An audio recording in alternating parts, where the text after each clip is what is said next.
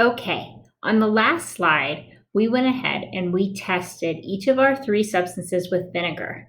We were looking to see if these substances react with vinegar to know which substance would be good to use for an acid test. You should have seen that each substance had some sort of reaction. Baking soda and baking powder both fizzed or bubbled, showing us that a gas was produced. The purple liquid changed from purple to kind of a pinkish color.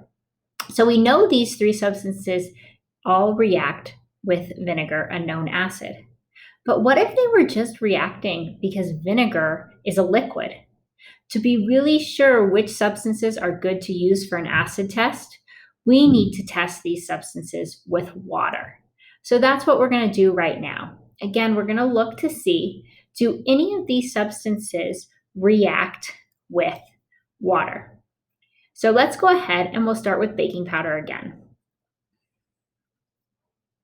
Remember, your job is to make observations if you see any sort of reaction occurring, or even if you don't see a reaction occurring. Make sure you observe what happens so you can record your observations in the chart at the bottom of this slide.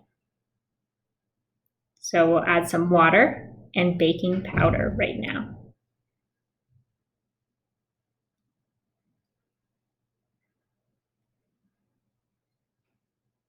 Maybe a little tricky to see because it's white paper and white, but this baking powder and water is also fizzing.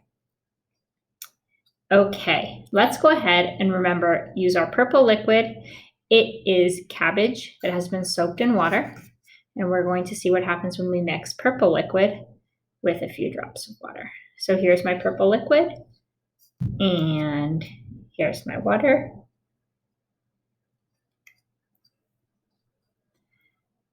Okay, finally, let's see if water and baking soda react.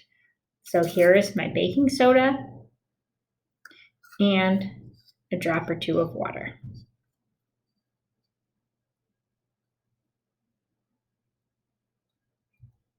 Again, it might be a little difficult to see what's going on, but this one is definitely not bubbling. I just have water mixing with the white powder of baking soda. Okay, those are our tests of the three substances with water. In a minute, you're going to be thinking about which of these three substances, purple liquid, baking powder, or baking soda, would be a good substance to use for an acid test to try to figure out if a substance is really an acid.